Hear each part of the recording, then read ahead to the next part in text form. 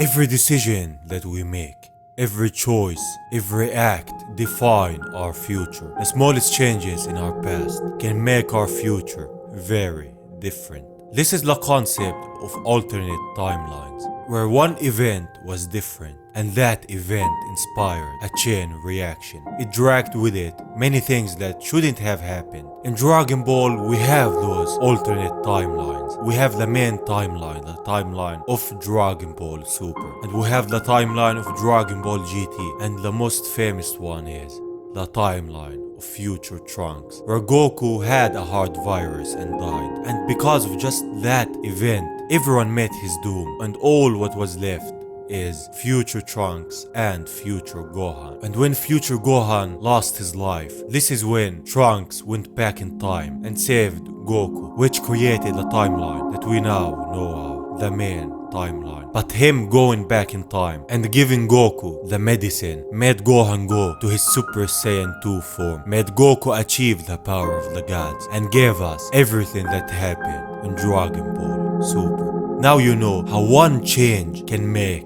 the biggest differences. But our story is about a different timeline. A timeline of Future Gohan and Future Trunks. A timeline where Gohan lived. How will the change affect the timeline? And what will the future hold for the two Saiyans? This is the story of Gohan and Trunks.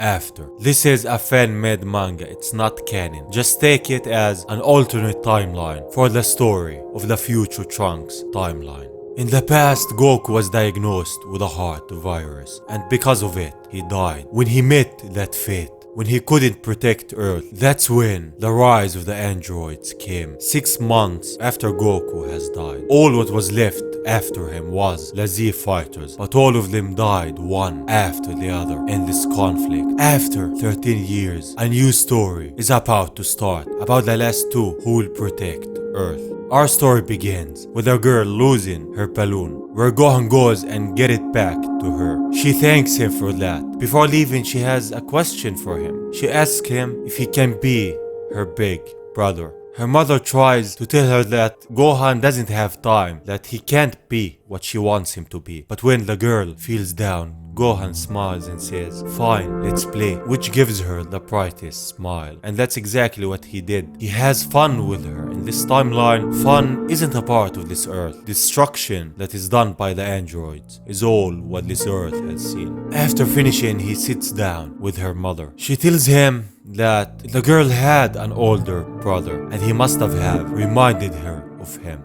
He was caught up in an attack by the androids and lost his life. And this just shows us what a world run by the androids is like. It's been such a long time since she smiled, so the mother asked him if he can play with her again sometime, because when he was with her, that's the only time in a long time that she smiled. When Gohan hears that, he smiles and calls for Mirai, the girl. He crouches down and says, "I promise I will make a world where Mirai can live safely and happy." He says, "Let's pinky swear and you will promise to play with me sometime." She smiles so brightly, and thus the promise is made. A promise between Gohan and a girl who just wants to be happy, who lost a brother because of what the androids did. This promise is what will give Gohan something to fight for, and will give him something to be happy to protect. As they both smile, after that, we go back to another city where an explosion happens. It's Android 18 and 17. We see how they run things when no one is there to stop them. How 17 gives the Earthlings 10 seconds to run away. As they're running, 18 says, like any of them, will get very far. As 17 starts to count, we see that everyone in the city is running. As he says, 0. Both of them starts firing key blast randomly throughout the city, destroying it bit after bit. They even take out the one who created them. That just shows what monsters they are. As Bulma and Trunks are headed towards the androids, everyone in the city is fleeing in panic, and the androids' menace continues to decimate the population. Body parts are even flying in the air. There's no one to stop them. Trunks doesn't understand and doesn't know why they act that way. What do they gain from everything that they have been doing? So he tells his mother to go on ahead. As he flies off, headed towards the androids, we see what the androids have done, the destruction, the death that they've caused. No one is safe and no one is there to protect them all. As they get bored, they finish off the city and leave. As Trunks get there, he sees the destroyed city, the city that no one have survived in. He gets his glimpse on a kid's toy. He goes down and pick it up. From behind him, Gohan is there. Trunks tells him that everyone has died, no one is left. They're both in agony and disbelief. This is the future that Gohan and Trunks lived. As they go back to the capsule corpse, Trunks is crying. He says that he needs to become stronger as soon as possible to make them pay for what they have done. He tells Gohan to train him. He needs his help. He doesn't have time to sit still waiting for someone else to take action. Gohan looks at him and says, "They aren't invincible," which brings a smile on Trunks' face. Gohan will do it. Thus begins their training. Trunks powers up. Gohan sees his ki. It's a very strong one, as expected of Vegeta's son. As they go at each other sparring, Trunks can't keep up with Gohan. He gets hit by him, sending him down towards the lake. When they finish their session, they sit down and Trunks asks Gohan, "What kind of a person was your father?" Since Trunks, when Goku died in this timeline, he was just a baby and he didn't know him that well. Gohan tells him he was often embarrassing, but he was strong and brave, and he was so proud of him, proud that he was his father. As they both smile, looking at the times that they wanna bring back, we go to an amusement park where 18 is there. She blasts one of the guards. Then both she and 17 take a ride and start having fun. Trunks and Gohan rush towards them as the people are fleeing. As they arrive, they face off 17 and 18. Gohan says, "Trunks, I'm going first." As 17 charges towards Gohan, their battle starts. 17 fires a ki blast towards Gohan. As Gohan powers up, he transforms to his Super Saiyan form. So 17 goes at him for a close quarters fight. As they clash, Gohan gets hit with a kick which sends him back. 17 teleports in front of him and punches him on his face, then hits him on his back, sending him flying towards the ground. But as he crashes from the smoke, Gohan goes flying towards 17 and fires a ki blast towards him, which when 17 dodges, Gohan is there. He hits him on his face, then the fight resparks. As Trunks says, Gohan can win. He kicks 17 as he tries to go once more at him. 18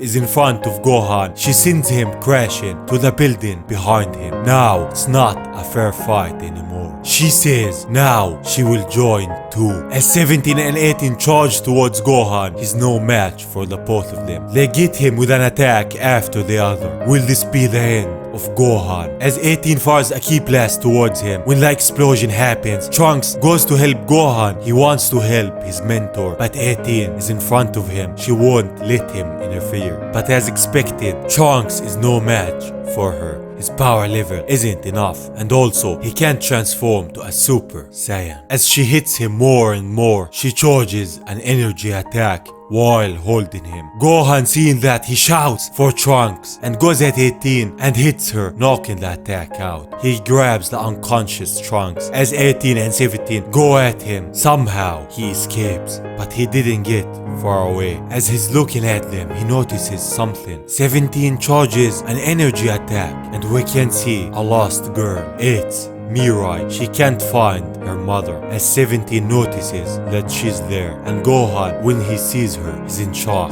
That girl is Mirai. She asks him if he made her mother disappear, and he says, "Yes, I did, and I will do the same to you too." We can see that the androids don't have mercy. If it was just a kid or an adult, they don't care. But Gohan, from behind the rock, he shouts, "Enough! Don't involve a child in this. I am your opponent. I promised that girl I would create a peaceful world for her. I won't let you turn me into a liar." So this is, as I said before, is what drives him now. He made a promise to her. He will make a peaceful world where she can live in peace. But 17 tells him, what a touching statement. Without power, it's nothing but a fantasy. Let me show you both the cruel reality of this world. As he charges the attack more, Gohan shouts for him to stop, but Android 17 just smiles and says, protect her if you can. As he fires it towards her, she's crying. She sees the attack coming towards her and she knows that this is the end. She's dripping in tears. As Gohan goes to save her, the explosion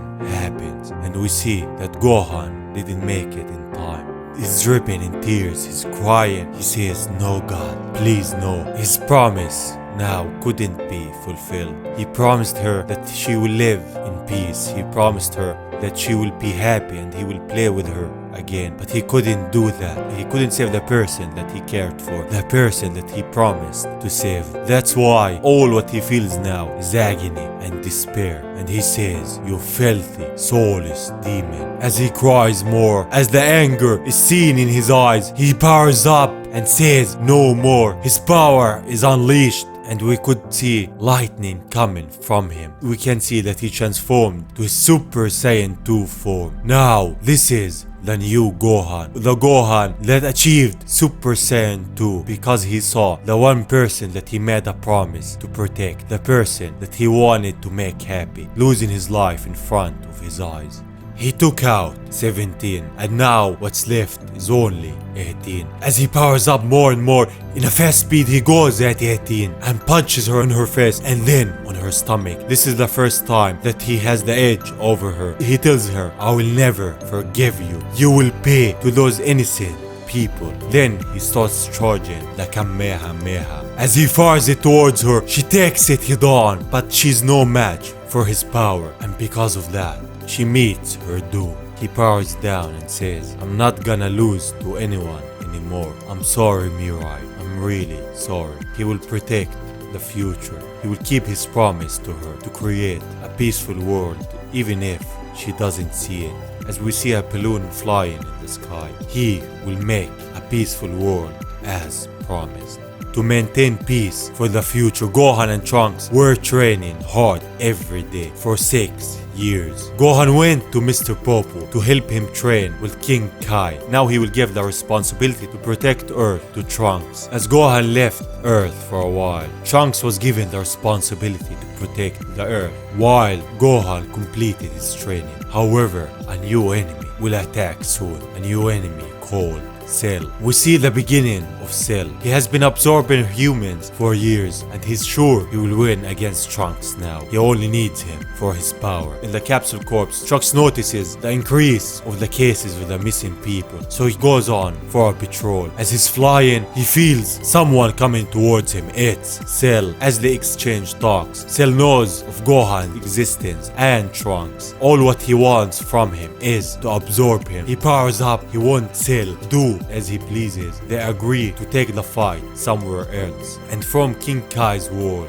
Gohan wants King Kai to train him. King Kai doesn't have an issue with this, but he asks him, why do you need more strength? You've become so powerful on your own. Isn't that enough? As he sees the memory of Mirai. Never again. I never again want to feel that way. Back then, I was frustrated because I was powerless against our enemies. I want to obtain power that cannot be defeated, no matter what enemy we may face in the future. Thus, King Kai agrees to help him. On Earth, the battle between Trunks and Cell begins. For now, they're both evenly matched, exchanging attacks left to right. No one is winning until Trunks gets a couple of attacks on him. Then he charges an energy attack and fires it towards him, but Cell reflects it and teleports behind Trunks. He punches him, sending him down. Trunks won't give up.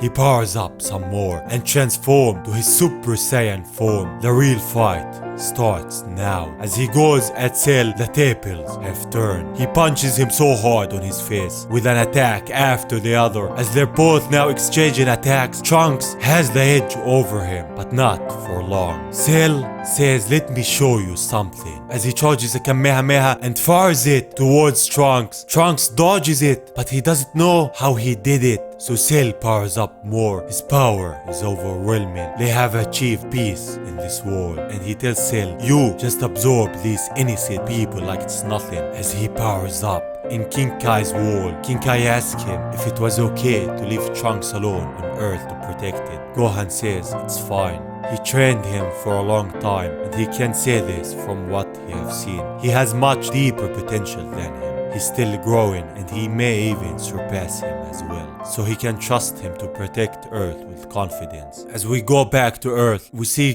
Trunks. As he's powering up, he says, I will beat you here. And now he transforms to his ascended Super Saiyan form. He says, don't forget, Saiyans evolve as they fight. This is for the people who were killed by you, Cell. As he goes at him, he now overwhelms him with an attack after the other. Cell is no match for him. He powers up an energy attack and says, this is our power. Disappear. As he fires it towards Cell, he takes him out. This was it.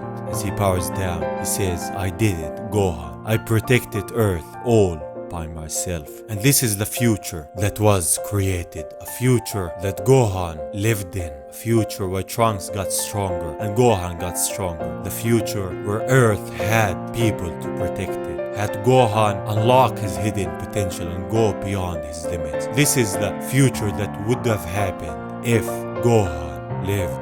And here where we come to the end of the story. This was the story of a future where Gohan lived. A future that changed because of one small change that made Gohan unlock his hidden potential and achieve his Super Saiyan 2. A promise that he made changed the whole future. This is how the alternate timelines work. This was the story if Gohan lived. Thanks for watching. Leave your thoughts in the comments about what do you think of this story, and saying that, I will see you on the next one. Bye bye.